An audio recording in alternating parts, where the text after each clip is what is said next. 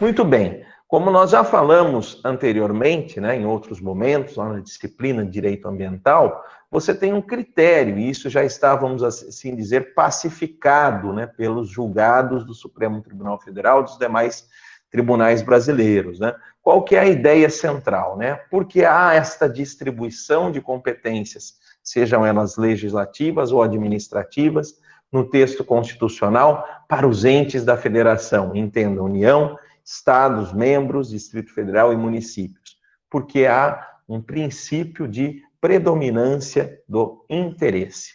Esse é o critério para se repartir as competências entre os entes federativos. E aí, nesse sentido, né, pela predominância do interesse, se o interesse ali tutelado, se o interesse ali cuidado é nacional, esta competência será da União Federal. Então, o interesse maior previsto no texto constitucional nestas competências, né, quando assim previsto no texto constitucional nacional, é sempre da União. Então, você vai perceber um desenho nas normas constitucionais, você vai perceber um desenho em cada disposição da Constituição, nesse sentido, de que esse interesse maior nacional, geral, né, diretrizes gerais, normas gerais, diretrizes nacionais, são várias as denominações, inclusive das leis que são editadas em razão desta competência, né, esta competência, ou esse interesse nacional, é da União Federal. É colocada pelo texto constitucional nas mãos da União Federal. Ao contrário, claramente delimitada, como interesse local, como interesse mais particularizado, nós temos a competência dos municípios. E no meio termo, entre o que é bem geral, que muitas vezes é facilmente identificado no caso a caso pela jurisprudência, pelos julgados que são levados, né, aos tribunais, e claramente o interesse local, né, permeando no meio desses dois, aquilo, vamos dizer assim, que sobra, aquilo que é compreendido muitas vezes por exclusão, é a competência regional. Então, a competência dos Estados-membros. Então, a predominância do interesse como um critério, inclusive a balizar os julgados na justiça, para se dizer quando que um Estado, por exemplo, ou um município extrapolou o seu interesse, extrapolou os limites que a Constituição impõe, né? Este princípio de predominância do interesse, ele é utilizado desta forma. Olha, esse interesse na Constituição Federal é bem amplo, né?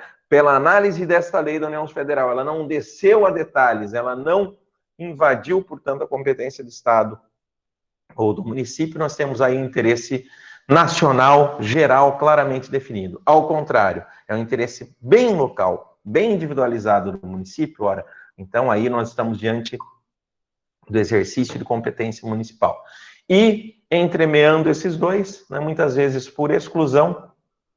Por quê? Porque identificando claramente o que é nacional e identificando claramente o que é local, o meio, né, aquilo que sobra, aquilo que é por exclusão encontrado é o interesse regional. Bem, vamos lá então. Em razão da aplicação desse critério, né? Desculpem. Em razão da aplicação desse critério, portanto, nós temos a matéria ambiental e urbanística, né, compreendida de forma muito semelhante, em que esses três interesses estão distribuídos nas normas constitucionais. Ou seja, temos interesse nacional, com algumas disposições de ordem urbanística colocadas exclusivamente na mão da União. Temos interesses, ao contrário, bastante marcantes, nas mãos do município, interesse local, individual, e por exclusão, né, muitas vezes por não estar nem num interesse individual local, nem no interesse maior, geral, nacional, o interesse regional. E a compreensão dessas competências, você vai ter a partir da análise, basicamente, dos artigos 21 a 25 e artigo 30 da Constituição Federal de 88. Então, aqui fica a dica. Quando você quiser estudar competências ambientais, urbanísticas, administrativas e mesmo de outros ramos do direito, a chave, o conjunto de dispositivos constitucionais é esse, artigos 21 a 25 e artigo 30 da Constituição Federal. Vamos lá. Adentrando, então, né, neste espaço das competências constitucionais urbanísticas, né, primeira observação que coloco aqui, já, né, falado e aqui agora anotado, registrado, todos os entes federativos possuem competências urbanísticas. Todos eles, né? Há uma privativa da União. Bem, aqui você tem essa definição no artigo 21, com a expressão compete à União. Inciso 9, elaborar e executar planos nacionais e regionais de ordenação do território e de desenvolvimento econômico e social. Bem, elaborar e executar planos nacionais, quer dizer, um plano maior sobre a ordenação do território do país como um todo, visando o seu desenvolvimento econômico e social, é uma atribuição da União, né? É uma competência da União. Ela vai formular este plano, muitas vezes editando lei para isso, né? Apesar da competência ser material, será administrativa, ela é uma competência que muitas vezes vai se revelar com a edição de uma norma, e também, né, cita esse mesmo inciso 9, né, planos regionais, mas os regionais aqui não significa que sejam regionais em relação aos regionais estaduais, e sim regionais nas regiões maiores da federação, das regiões nacionais, por exemplo, região norte, nordeste, sudeste, centro-oeste, sul. Então, aqui temos que fazer esse recorte, essa observação. Segundo dispositivo de competência material também privativa da União, inciso 18, planejar e promover a defesa permanente contra calamidades públicas, especialmente as secas e as inundações. Aqui é aquilo que eu me referi, né? De uma disposição que não é diretamente, né, há uma previsão direta, uma menção direta à questão urbanística, mas é claro, né, a questão urbana, mas é claro que há uma relação evidente, né, com a questão urbana, porque secas, inundações, enchentes, etc., né, as calamidades públicas aí colocadas, né, sem dúvida nenhuma, né, uma competência que se relaciona com a questão urbana. No inciso 20, nós temos também, como competência material privativa, instituir diretrizes, né, para o desenvolvimento urbano. Diretrizes para o desenvolvimento urbano. Inclusive habitação, saneamento básico e transportes públicos. Aqui é interessante, pessoal, porque fala-se em desenvolvimento urbano em geral, e as diretrizes maiores, você sabe, decorreu aí, decorre mesmo da edição da lei do Estatuto da Cidade, mas também se fala em habitação, você tem toda uma legislação sobre habitação, própria da União Federal, saneamento básico, lei das diretrizes nacionais de saneamento básico, né? Por exemplo, por isso, diretrizes nacionais, né? Lei essa, como vocês sabem agora, recentemente alterada, né? E transportes públicos, né? Toda a questão do transporte na mobilidade urbana, conforme nós já vamos ver daqui a pouco, própria aprovação da lei da Política Nacional de Mobilidade Urbana. Então, essas são competências materiais, por definição, competências administrativas, ou seja, de realizar determinadas ações para que esses fins, esses incisos sejam atingidos. Entretanto, né, muitas dessas ações dependerão da aprovação, né, do exercício da competência legislativa. E aí, então, na competência legislativa, então, artigo 21 é competência administrativa. Aí, artigo 22, competência legislativa. Também privativa, né? Compete privativamente à União legislar sobre. Então, esta competência é privativa.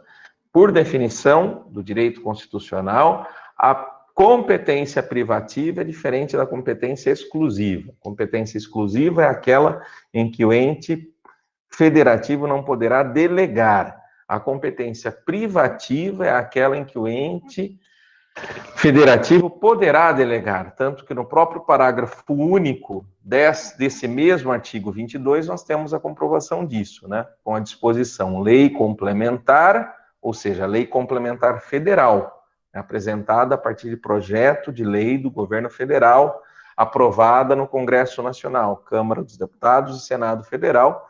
Poderá, então, esta lei complementar autorizar os estados a legislar sobre questões específicas das matérias relacionadas nesse artigo.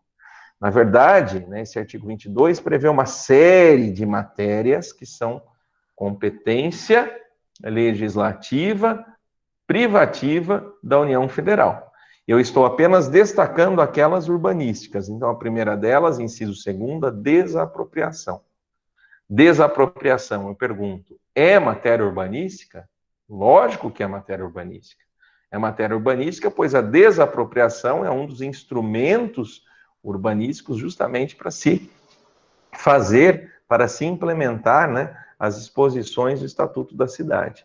Como vocês sabem, a desapropriação, já disse isso na outra aula, na passada, é um instrumento de intervenção do Estado na propriedade privada que, aqui no caso da questão urbana, será muitas vezes utilizado para se atender, né, às regras, os princípios da ordem urbanística. A desapropriação, a retirada da propriedade particular por um ato, por um processo administrativo, né, por um ato do Estado, mediante prévia e justa indenização, etc., é um instrumento para a implementação da ordem urbanística da política urbana. Próximo inciso, inciso 9º, diretrizes da Política Nacional de Transportes. Quer dizer, as diretrizes são as normas da Política Nacional de Transportes. E depois, né, também a disposição, inciso 11 do mesmo artigo 22, competência legislativa privativa da União, o trânsito e o transporte, ou seja, toda a legislação que nós temos sobre trânsito, Código Brasileiro de Trânsito, toda a legislação maior, né, geral sobre trânsito pela Constituição Federal da União Federal e também de transporte, né? Trânsito, função aí da cidade, né, de deslocamento das pessoas pela cidade, também na zona rural, obviamente, da cidade, né, do município, melhor dizendo. Trânsito em geral, trânsito entre regiões do país, entre os estados, e transporte, né, como atividade que se faz a partir daí do trânsito também, né? Então, temos aí as disposições, né, que nós estamos verificando? Competências administrativa, artigo 21, e legislativa, artigo 22, todas privativas da União Federal, né?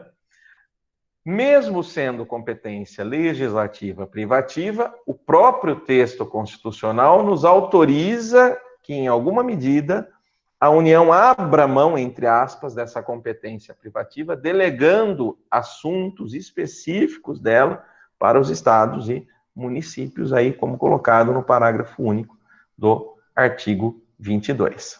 Ok? Muito bem. O próprio artigo 21, inciso 20, na verdade, eu acho que aqui até uma incorreção, né, da própria lei, né? Me parece que o melhor seria citar aqui o 21 do artigo 22, mas o próprio artigo 21, inciso 20, conjugado com o artigo 182, pessoal, é citado, aí eu coloco como exemplo, na Lei 12.587 de 2012, que é a Lei da Política Nacional de Mobilidade Urbana. Então, a Lei da Política Nacional de Mobilidade Urbana prevê o artigo 1º dela, é o instrumento da política do desenvolvimento urbano, de que trata o inciso 20 do artigo 21. Cita o inciso 20 do 21, mas não cita, né, o dispositivo aí que eu citei do artigo 22, inciso 11. Seria apropriado ter citado também esse, mas o legislador não citou, só a competência material do inciso 20 do artigo 21. E depois segue, né, artigo 182, que é justamente o artigo da ordem urbanística, né? Objetivando esta lei a integração entre os diferentes modos de transporte e a melhoria da acessibilidade e mobilidade das pessoas e cargas no território do município. Então, esta lei 12.587 de 2012, Lei da Política Nacional de Mobilidade Urbana, decorre justamente do exercício desta competência geral, maior dentro do princípio da predominância do interesse, o interesse nacional de dispor, né, a respeito aí da mobilidade urbana com regras gerais.